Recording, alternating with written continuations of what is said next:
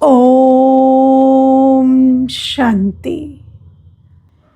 ये महावाक्य प्यारे बाप दादा के अव्यक्त रूप से चले हुए महावाक्यों का रिवाइज्ड कोर्स है। मुरली की ओरिजिनल डेट है 18 जनवरी 2008। बाबा की मुरली का सार है, सच्चे स्नेही बन, सब बोझ बाप को देकर मौज का अनुभव करो, मेहनत मुक्त बनो। आज बाप दादा अपने चारों ओर के बेफिक्र बादशाहों के संगठन को देख रहे हैं। बाबा आज हमें किस स्वमान में स्थित कर रहे हैं? बेफिक्र बादशाह के स्वमान में। कौन सा संगठन है ये? बेफिक्र बादशाहों का संगठन।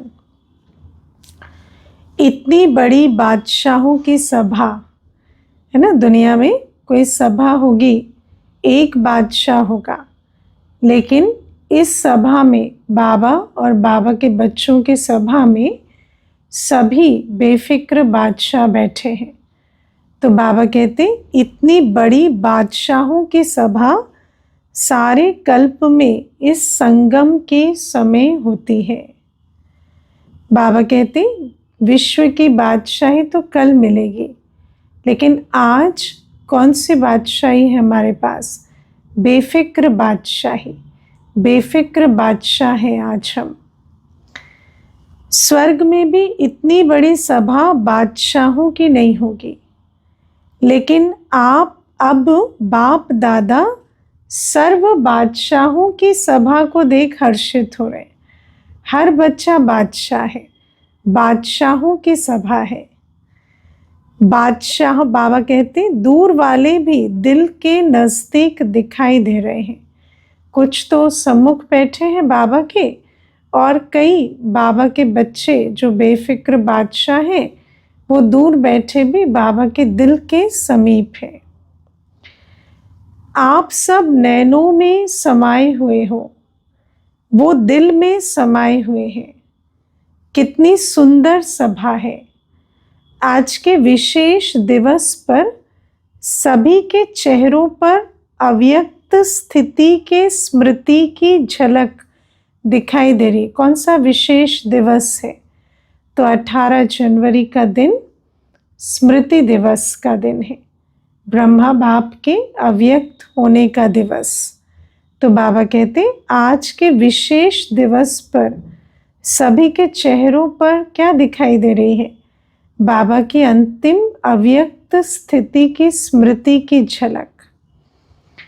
सबके दिल में ब्रह्मा बाप की स्मृति समाई हुई है।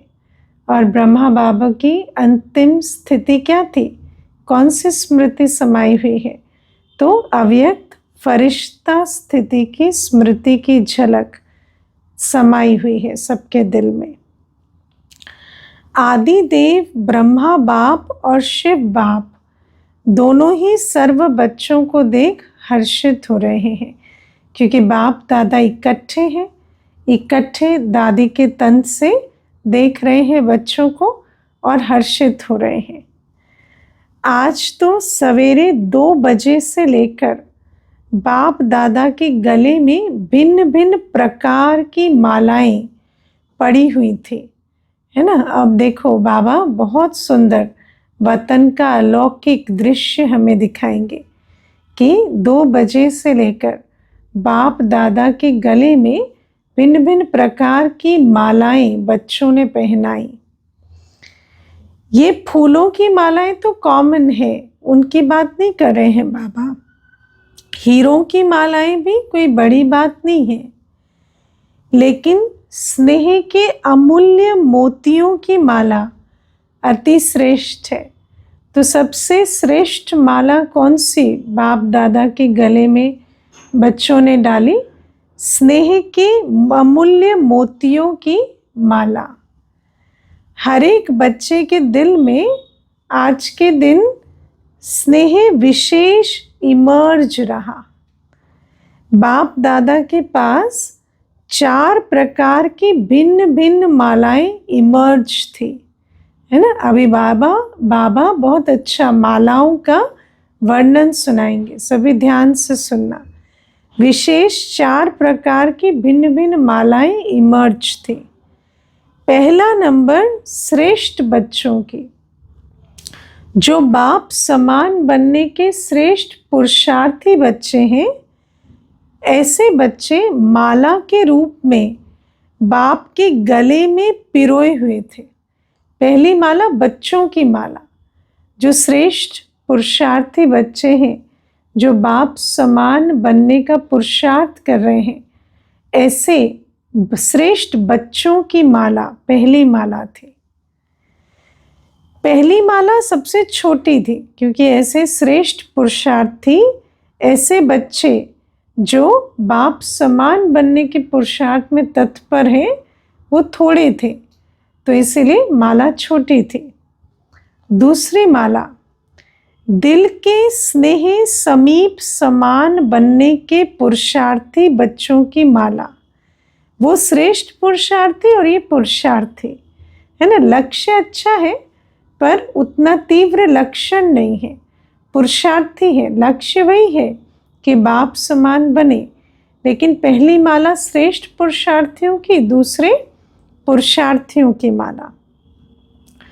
तीसरी माला थी जो बड़ी थी, है ना। तीसरी माला बड़ी थी, वो थी स्नेही भी, बाप की सेवा में साथी भी, लेकिन कभी तीव्र पुरुषार्थी और कभी तूफानों का सामना ज्यादा करने वाले, है ना। तो ये तीसरी बड़ी माला, जो बच्चे स्नेही भी हैं, सहयोगी भी हैं, है ना। बाबा कहते हैं स्नेही भी है, सेवा में साथी भी हैं, लेकिन कभी तो तीव्र पुरुषार्थी और कभी तूफानों में उलझने वाले, लेकिन चाहने वाले, संपन्न बनने की चाहना भी अच्छी रहती है ना। चाहना है संपन्न बनने की, लेकिन कभी तूफानों में सामना करने में रह जाते, अपनी शक्तियां लगाते, कभी तीव्र पुरुषार्थ करते, लेकिन सदा स्नेही सहयोगी रहते।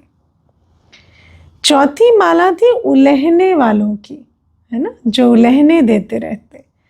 भिन्न भिन्न प्रकार के बच्चों की अव्यक्त फरिश्ते फेस के रूप में मालाएं थी। अब इन मालाओं में जो मणके हैं वो क्या है? बच्चों के फेस, लेकिन वो फेस, चेहरे कैसे हैं? अव्यक्त फरिश्ते के चेहरे। बाप दादा भी भिन्न भिन्न मालाओं को देख खुश भी हो रहे थे और स्नेह और सकाश साथ साथ दे रहे थे, है ना। स्नेही बच्चों को स्नेह की रिटर्न भी दे रहे थे और कमजोरी को समाप्त करने के लिए सकाश भी दे रहे थे। अभी आप सब अपने आप को सोचो कि मैं कौन सी माला का मणका हूं। लेकिन चारों ओर के बच्चों में विशेष संकल्प वर्तमान समय दिल में इमर्ज है कि अब कुछ करना ही है ना। तो जो भी पिरोए जाने वाले गले के हार के मणके हैं, उनके दिल में एक संकल्प तो है कि अब कुछ करना ही है। ये उमंग उत्साह मेजॉरिटी में संकल्प रूप में है, भले ही कर्म रूप में ना आया हो, लेकिन संकल्प रूप में ये बीज है। स्वरूप में नंबरवार है, लेकिन संकल्प में है कि अब कुछ करना है। बाप दादा सभी बच्चों को आज के स्नेह के दिन, स्मृति के दिन, समर्थी के दिन की विशेष दिल की दुआएं और दिल की बधाइयां दे रहे हैं। तो स्नेह भी मिल रहा है और स्मृति स्वरूप है बच्चे, तो बाबा भी बच्चों को याद कर रहे हैं और समर्थी भी भर रहे हैं। आज का विशेष दिन स्नेह का होने कारण मेजॉरिटी स्नेह में खोए हुए हैं। ऐसे ही पुरुषार्थ में सदा स्नेह में खोए हुए रहो। बाबा कहते बाबा से तो प्यार है, पर पुरुषार्थ से भी उतना ही प्यार हो। जैसे बाबा के स्नेह में खोए हुए, ऐसे पुरुषार्थ के स्नेह में भी खोए हुए रहो, लवलीन रहो, है ना। बाबा कहते आज बाबा को विशेष स्नेह भरी याद पहुंचा रहे हैं, तो आज तो खोए हुए हैं, लेकिन पुरुषार्थ करते, सेवाएं करते भी ऐसे ही स्नेह में खोए हुए रहे बच्चे। लवलीन रहो, तो सहज साधन है स्नेह, दिल का स्नेह, है ना, क्योंकि जहाँ स्नेह है वहाँ मेहनत नहीं होती, सहज साधन है। बाप के परिचय की स्मृति सहित स्नेह, है ना, सिर्फ ऐसे ही स्नेह नहीं, बाप के परिचय की स्मृति सहित स्नेह, ये तभी तो यथार्थ स्नेह कहा जाएगा ना। बाप की प्राप्तियों के स्नेह संपन्न स्नेह, है ना, तो बाबा के प्यार में सर्व प्राप्ति स्वरूप भी, और बाबा जो है जैसा है उस स्मृति से बाबा के लिए दिल में स्नेह इमर्ज कर कर बैठे हैं।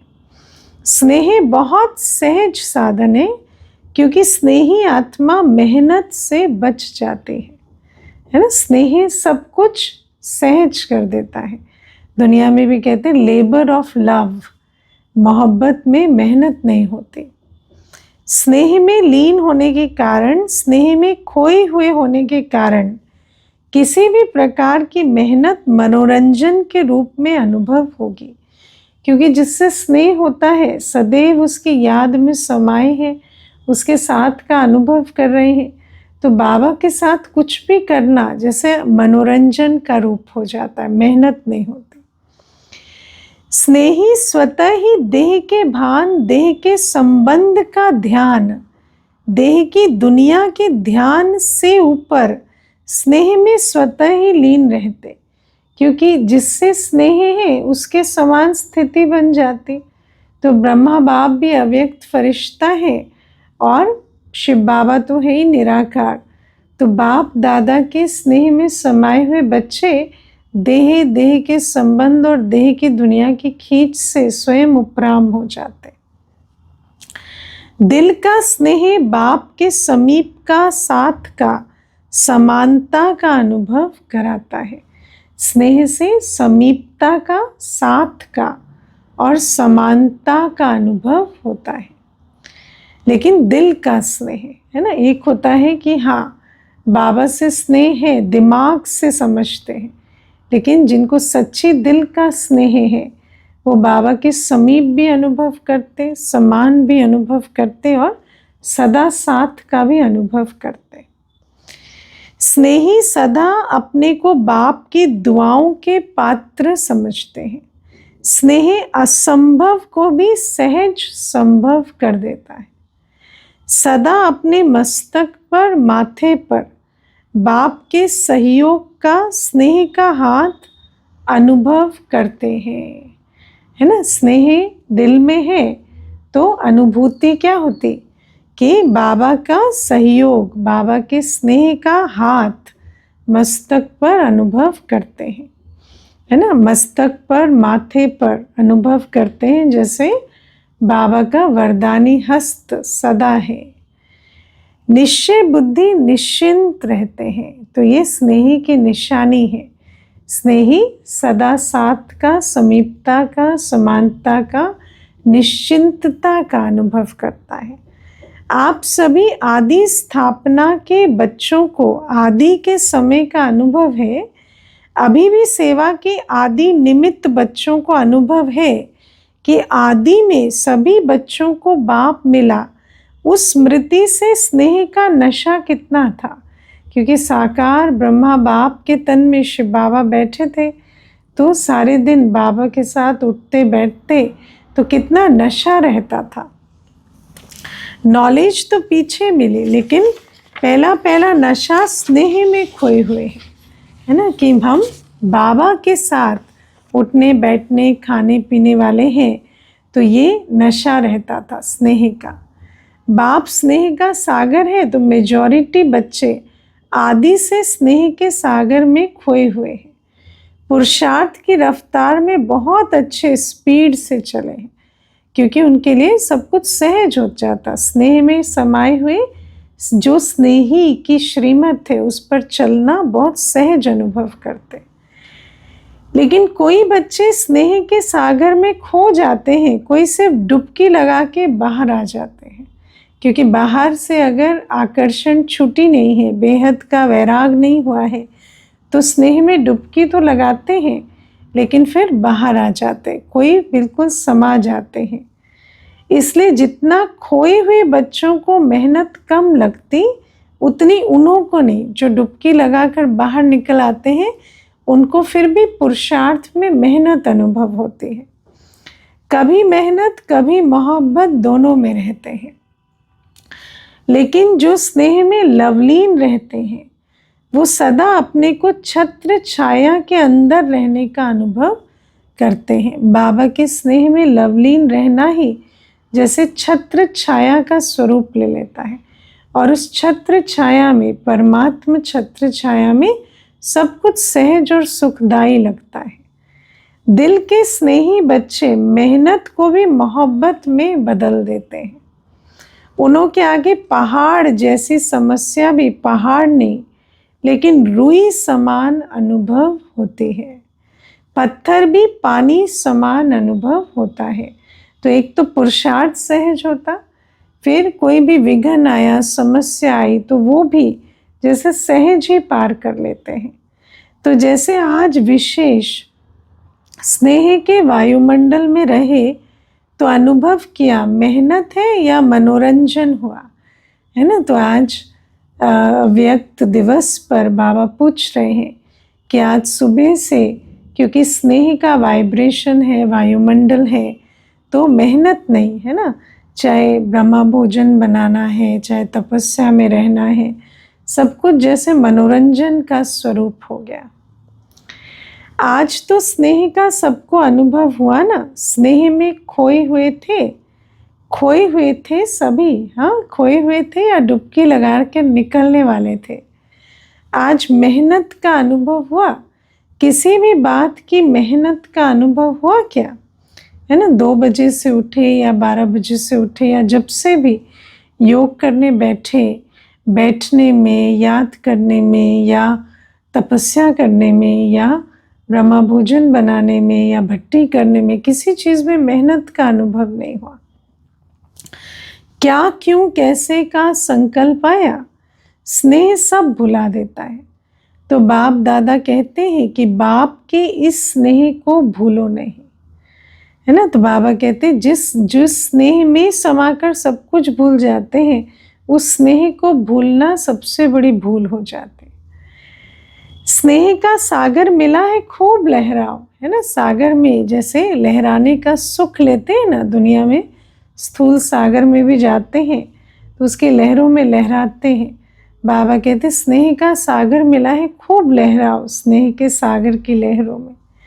जब भी कोई मेहनत का अनुभव होना, क्योंकि माया बीच बीच में पेपर तो लेती है, लेकिन उस समय स्नेह के अनुभव को याद करो, तो मोहब्बत में वो मेहनत मनोरंजन में बदल जाएगी।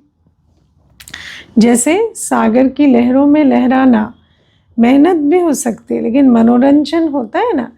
ऐसे चाहे पेपर आएगा, लेकिन स्नेह की लहरों में लहराने वाला मनोरंजन का अनुभव करेगा, तो मेहनत मोहब्बत में बदल जाएगी। अनुभव करके देखो क्या है, गलती क्या हो जाती है, उस समय क्या, क्यों, इसमें बहुत चले जाते हो।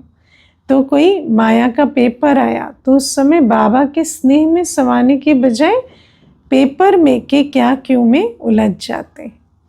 जो आया है वो जाता भी है।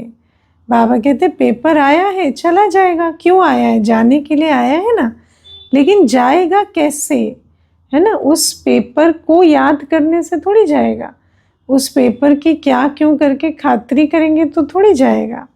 स्नेह को याद करने से मेहनत चली जाएगी, क्योंकि सभी को भिन्न भिन्न समय पर बाप दादा दोनों के स्नेह का अनुभव तो है ना। तो बाबा का, शिव बाबा के स्नेह का भी अनुभव है, ब्रह्मा बाप के स्नेह का भी।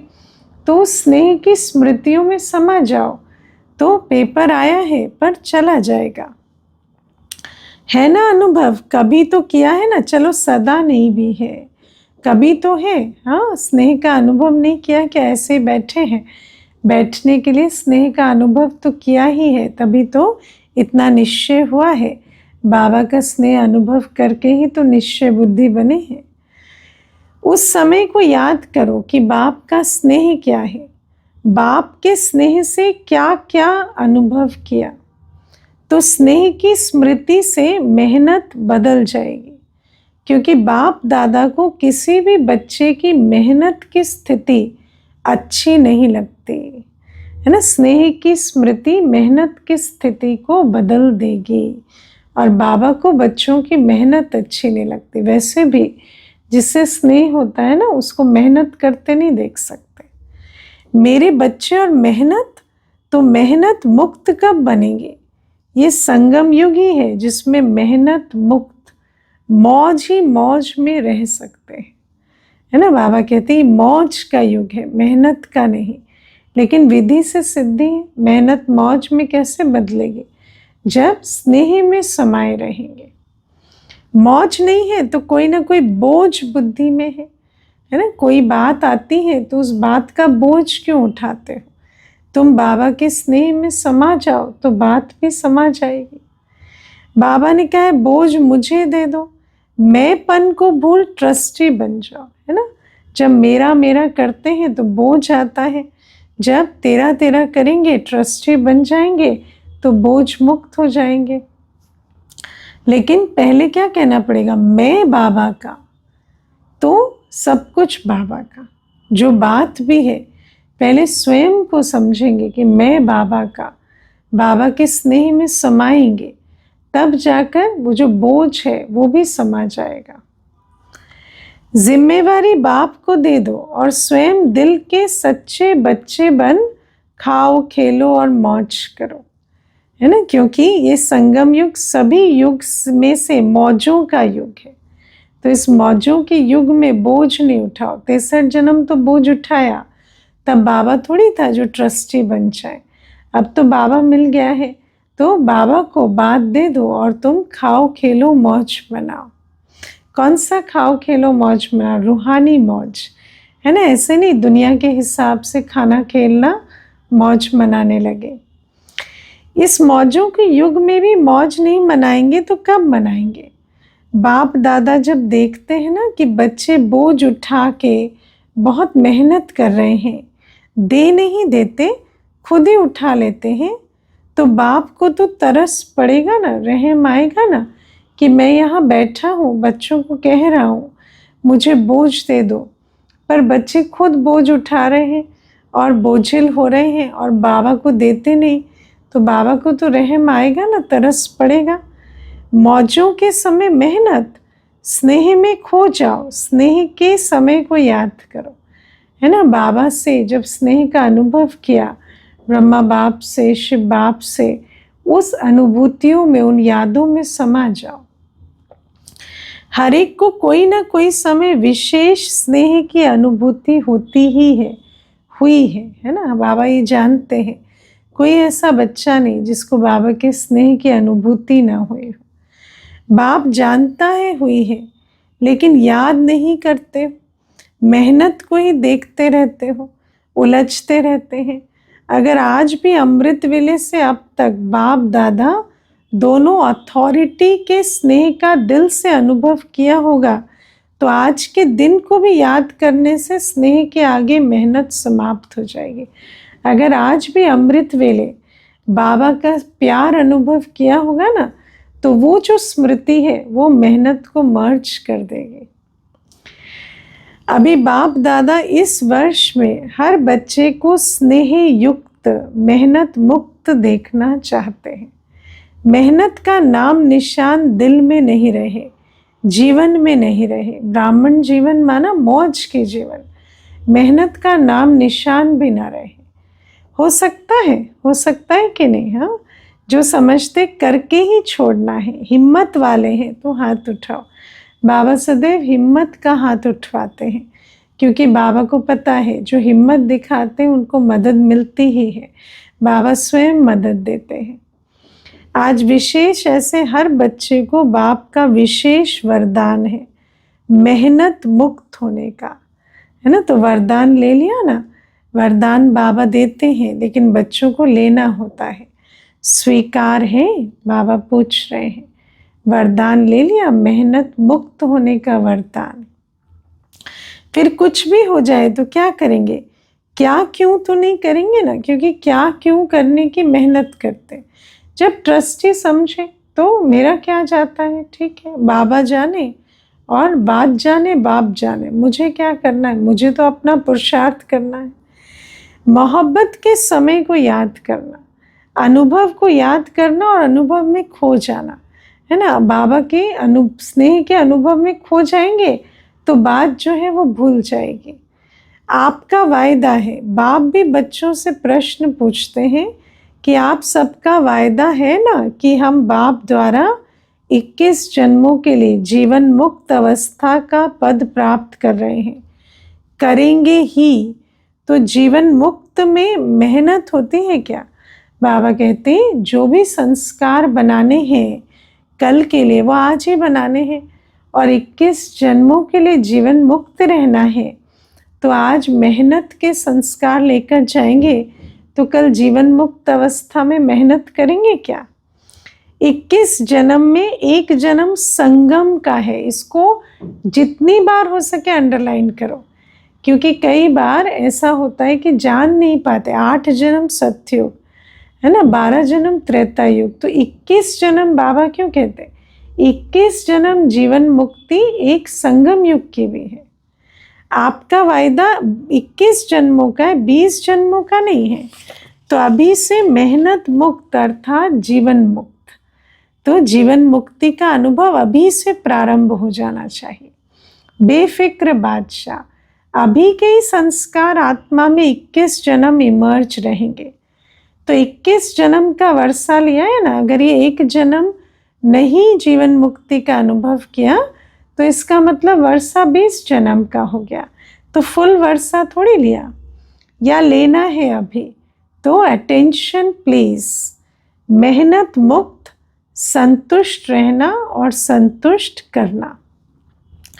मेहनत मुक्त जो होते हैं, जो क्या क्यों नहीं करते, है ना, बाप के स्नेह में समाये हुए हर बात को पार करते हैं, उनकी प्रत्यक्ष निशानी क्या दिखाई देती है?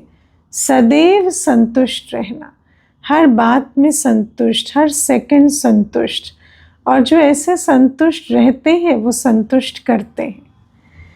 सिर्फ रहना नहीं है, करना भी है, तभी मेहनत मुक्त रहेंगे, है ना। वरना क्या है, खुद संतुष्ट रहे, दूसरे को असंतुष्ट करे तो कल कर्म की गति के अनुसार खुद भी असंतुष्ट होंगे। तो बाबा कहते हैं और असंतुष्ट होंगे तो फिर मेहनत करनी पड़ेगी। असंतुष्टता की भाषा ही क्या क्यों है, ऐसा नहीं वैसा है, नहीं तो रोज कोई ना कोई बोझ की बातें, मेहनत की बातें क्या क्यों की भाषा में आएंगी, है ना। क्या क्यों कहना माना बोझ लेना, मेहनत करना, है ना। अगर क्या क्यों नहीं है, फुल स्टॉप लगा रहे हैं, तब कहेंगे मेहनत मुक्त। बातें नहीं आएंगे ऐसा नहीं होगा, लेकिन जो मेहनत मुक्त है वो क्या क्यों में नहीं जाएंगे। बोझ लेने वाले क्या क्यों में जाते हैं। अभी समय की समीपता को देख रहे हो, जैसे समय की समीपता हो रही है ऐसे आप सबका भी बाप के साथ समीपता का अनुभव बढ़ना चाहिए ना। तो समय समीप आ रहा है तो हमारी निशानी क्या हो कि हम बाप के साथ समीपता का अनुभव करें। बाप से आपकी समीपता समय की समीपता को समाप्त करेगी, है ना। तो बाबा कहते हैं जितना आप बाप के समीप होंगे तो समय समीप नहीं संपन्न हो जाएगा। क्या आप सभी बच्चों को आत्माओं की दुख अशांति का आवाज कानों में नहीं सुनाई देता? हाँ, बाबा पूछ रहे हैं, इतनी आत्माएं चित्कार पुकार कर रही हैं, वो आवाज सुनाई नहीं देता? क्योंकि अगर आवाज सुनाई दे तो हमारे अंदर लगन होगी कि इन सब आत्माओं के लिए मुक्ति के गेट खुलने चाहिए। तो हम जितना बाप समान बनेंगे उतना समय संपन्नता की ओर जाएगा, और जब समय समाप्त होगा तभी तो मुक्ति के गेट खुलेंगे।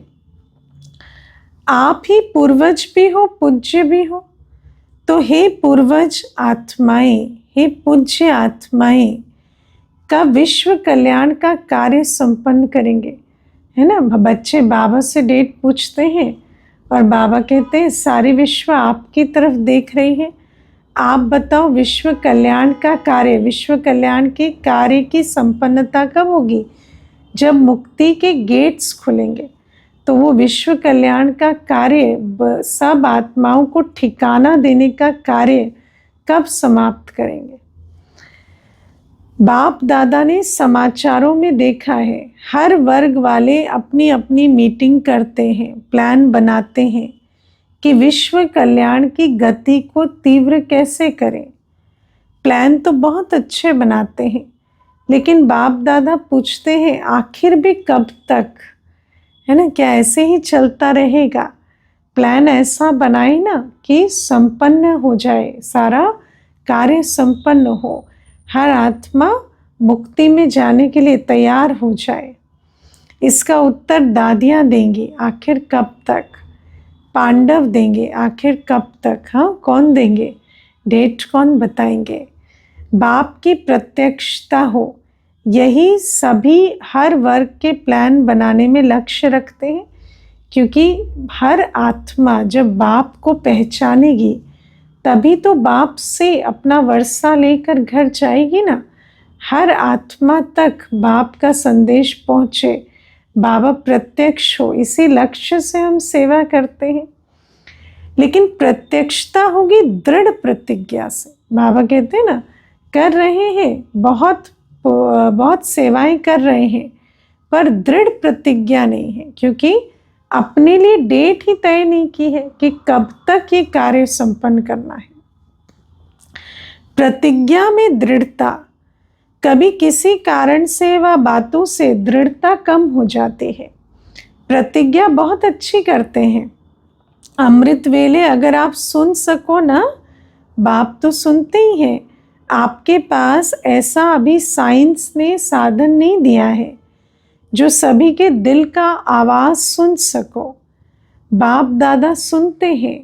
वायदों की मालाएं, संकल्प करने की बातें इतनी अच्छी अच्छी दिल खुश करने वाली होती हैं, जो बाप दादा कहते हैं वाह बच्चे वाह, है ना। बाबा को बच्चों के संकल्प पहुँचते हैं, वायदे पहुँचते हैं, तो बाबा के दिल से भी निकलता है वाह बच्चे वाह। सुनाए क्या क्या करते हो। जब कर्म में आते हो ना, मुरली तक भी 75% ठीक होते हैं, है ना। अमृत वेले तो बहुत अच्छे वायदे करते हैं, मुरली तक भी 75% जो है अवस्था अच्छी होती है। लेकिन जब कर्म योग में आते हो तो उसमें फ़र्क आ जाता है, प्रतिज्ञा में और कर्म में बहुत फ़र्क आ जाता है। कुछ संस्कार, कुछ स्वभाव और संस्कार सामना करते हैं, उसमें दृढ़ प्रतिज्ञा दृढ़ के बजाय साधारण हो जाती है। तो सुबह तो बहुत प्रतिज्ञा की थी कि ऐसा करेंगे, ये करेंगे, लेकिन फिर वो ढीली हो जाती, कर्मयोग में आते ही दृढ़ता की परसेंटेज कम हो जाती है। बाप दादा एक खेल बच्चों का देखकर मुस्कुराते हैं। कौन सा खेल करते हो बताएं क्या? हाँ, कौन सा खेल करते हैं? सब विचार करना, किस खेल की बात कर रहे हैं बाबा, क्योंकि खेल तो बच्चे ही कर रहे हैं ना। बाप दादा को तो खेल देखने में रहम आता है, मज़ा नहीं आता है ना। ये वाला खेल बाबा कहते हैं रहम आता है बच्चों का देखकर। बाप दादा देखते हैं बच्चे अपनी बात दूसरे के ऊपर रखने में बहुत होशियार है ना। अपने से कोई नुकसान हुआ, भूल हुई, कोई कमी रही, तो दूसरे को दोष देने में बहुत होशियार बनते हैं। क्या खेल करते हैं? बातें बना देते हैं। सोचते कौन देखने वाला है, मैं जानूं, मेरी दिल जाने, है ना। दूसरे को तो बस, है ना, सिद्ध कर दो कि मेरी भूल नहीं थी। बाप तो परमधाम में सूक्ष्म वतन में बैठा है। अगर किसको कहो कि ये नहीं करना चाहिए, तो खेल क्या करते हैं पता है? हाँ हुआ तो है लेकिन, हाँ कहेंगे हाँ हुआ तो है, ऐसे झूठ भी नहीं बोलेंगे कि नहीं हुई है ये गलती, कहेंगे हाँ हुआ तो है लेकिन, हाँ लेकिन ज़रूर डालते। लेकिन क्या? लेकिन ऐसा था ना, ऐसा किया ना, ऐसे होता है ना, तभी हुआ। मैंने नहीं किया, ऐसे हुआ तभी, है ना, उस कारण से हुआ, उनकी गलती के कारण हुआ। अभी इसने किया ना, तभी किया, नहीं तो मैं नहीं करता। तो ये क्या हुआ? अपनी महसूसता, रियलाइजेशन कम है ना। दूसरे को छलने के बजाय अपने को छल रहे हैं। अपनी महसूसता चेक ही नहीं है, तो चेक ही नहीं है तो चेंज कैसे होगा? अपनी महसूसता, अपनी रियलाइजेशन कि मुझसे ये भूल हुई, ये कम है। अपने आप को भी ठगते कि नहीं, उनकी वजह से हुआ, उन्होंने ऐसा किया ना तो हुआ, नहीं तो मैं नहीं करता। अच्छा, मानो उसने ऐसा किया तभी आपने किया, चलो बहुत अच्छा। अब पहला नंबर वो हुआ, दूसरा नंबर आप हुए, ठीक है ना। बाबा कहते ठीक है ना, तुम दूसरे हुए। बाप दादा ये भी मान लेते हैं, आप पहला नंबर नहीं है, दूसरा नंबर है। हाँ, कैसा लग रहा है सुनने में? आप पहला नंबर नहीं है, दूसरा नंबर है। लेकिन अगर आप सोचते हो कि पहला नंबर परिवर्तन करे तो मैं ठीक होऊंगा, ये ठीक है, वो बदले तो मैं बदलूं, ये ठीक है, यही समझते हो ना उस समय, तो मानो पहला नंबर परिवर्तन करता है। बाप दादा और सभी पहले नंबर को कहते हैं आपकी गलती है, आपको परिवर्तन करना है, ठीक है। चलो, बाबा ने भी कह दिया कि आप पहले परिवर्तन हो जाओ। अच्छा, अगर पहले नंबर वाले ने परिवर्तन किया तो पहला नंबर किसको मिलेगा फिर? हाँ, अगर परिवर्तन उसने होना है पहले, वो पहले मैं कहेगा परिवर्तन में, तो पहले नंबर में कौन जाएगा? वो जाएगा। आपका तो पहला नंबर नहीं होगा फिर, तो आप सेकंड में आने को राजी हो क्या? परिवर्तन शक्ति में आपका पहला नंबर नहीं होगा, पहला नंबर आपने उसको दिया। तो आपका नंबर कौन सा हुआ बताओ? दूसरा नंबर हुआ ना। अगर आपको कहें दूसरा नंबर है तुम्हारा, तो मंजूर है? करेंगे? हाँ, कहेंगे नहीं ऐसे था, वैसे था, कैसे था। ये भाषा बहुत खेल में आती है। ऐसे वैसे कैसे, ये खेल बंद करके मुझे परिवर्तन होना है। किसी ने जो भी किया, मैं अपने कर्मों का अटेंशन दूं, मैं परिवर्तन होके दूसरे को परिवर्तन करूं। लेकिन अगर दूसरे को परिवर्तन नहीं कर सकते हो तो शुभ भावना, शुभकामना तो रख सकते हो, अपना स्व परिवर्तन तो करो। और दूसरे को परिवर्तन नहीं भी कर सकते तो अपने कर्म को ठीक रखो, अपनी तरफ से शुभ भावना, शुभकामना रखो। वो तो आपकी अपनी चीज है ना। तो हे अर्जुन, मुझे बनना है। हे अर्जुन माना परिवर्तन होने में पहले मैं, पहला विश्व के राज्य अधिकारी लक्ष्मी नारायण के समीप आपको आना है या दूसरे नंबर वाले को? हाँ, बाप दादा की इस वर्ष की यही आश है कि सभी ब्राह्मण आत्माएं, ब्रह्मा कुमार, ब्रह्मा कुमारी, जैसे यहाँ ये बैज लगाते हो, सभी लगाते हैं, मधुबन जाते हैं तो यहाँ भी आते हो तो आपको बैज मिलता है। मधुबन का बैज भी अलग मिलता है, चाहे कागज़ का, चाहे सोने का, चाहे चांदी का। तो जैसे यहाँ बैज लगाते हो, वैसे दिल में, मन में ये बैज लगाओ। कौन सा? मुझे परिवर्तन होना है, मुझे निमित्त बनना है। निमित्त कौन बनता है? जो पहले मैं कहता है, जो पहल करता है। बातें तो आएंगी, आप ऊंचे जा रहे हो, ऊंचे स्थान पर समस्याएं भी तो ऊंची आती है ना। देखो, जो ऊंची पहाड़ी पर जाता है उसको समस्याएं भी ऊंची आएंगी। लेकिन जैसे आज नंबरवार यथाशक्ति स्नेह के स्मृति का वायुमंडल था, ऐसे अपने मन में सदा स्नेह में लवलीन रहने का वायुमंडल सदा इमर्ज रखो। बाप दादा के पास समाचार बहुत अच्छे अच्छे आते हैं, संकल्प तक बहुत अच्छे हैं, स्वरूप में आने में यथाशक्ति हो जाते हैं। अभी 2 मिनट के लिए सभी परमात्मा स्नेह संगम युग के आत्मिक मौज की स्थिति में स्थित हो जाओ, बाबा के स्नेह में समा जाओ, संगम युग के मौज का अनुभव करो, स्नेह के सागर की लहरों में लहराओ। ड्रिल कराई बाबा ने। अच्छा, यही अनुभव हर दिन बार बार समय प्रति समय अनुभव करते रहना, स्नेह को नहीं छोड़ना, स्नेह में खो जाना सीखो। अच्छा, चारों ओर की योग युक्त, युक्ति युक्त, रास युक्त, खुद भी राज को जान सदा राजी करने वाले और राजी रहने वाले। सिर्फ स्वयं राजी नहीं रहना है, राजी करना भी है।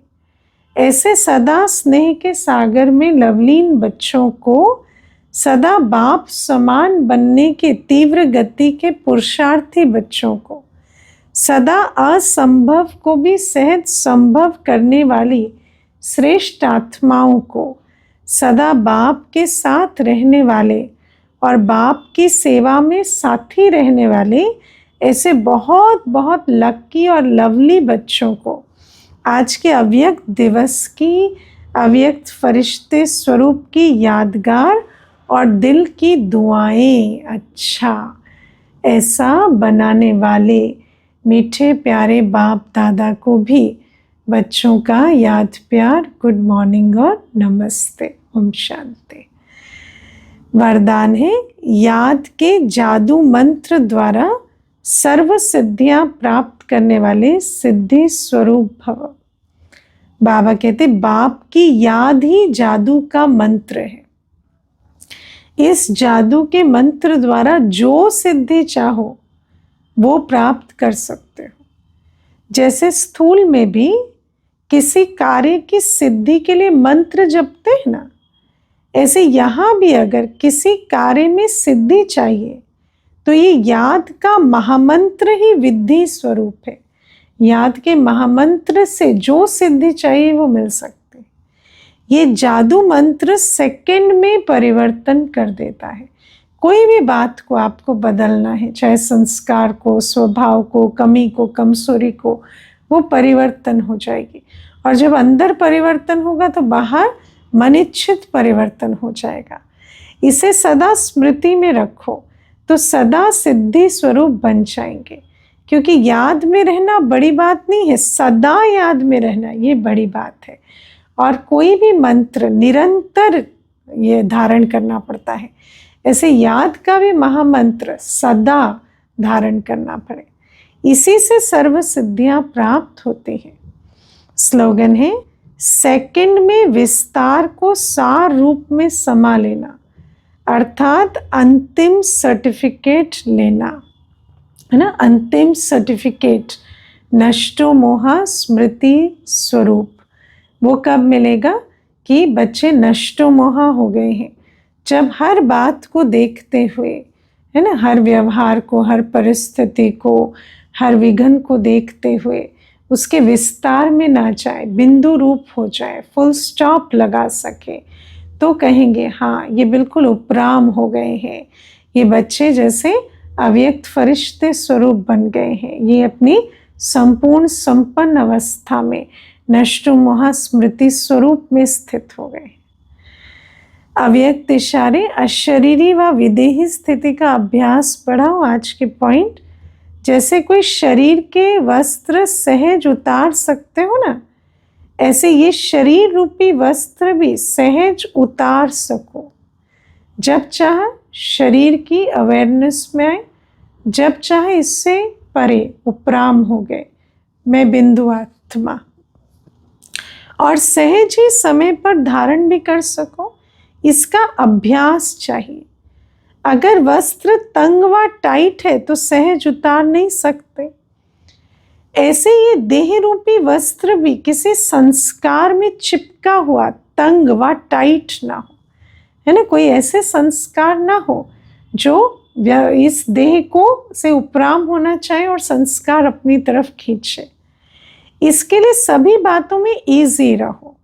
यदि इजी रहेंगे तो सभी कार्य भी इजी होंगे, है ना। हर अपने आप को इजी कर देंगे, ऐसे होना चाहिए, ऐसे ही होना चाहिए, ऐसे नहीं होना चाहिए, वो नहीं, इजी ड्रामा के पट्टे पर खड़े होकर, तो कार्य भी इजी हो जाएंगे। जितना पुराने संस्कारों से न्यारा होंगे उतना अवस्था भी न्यारी अर्थात विदेही सहज बन जाएगी।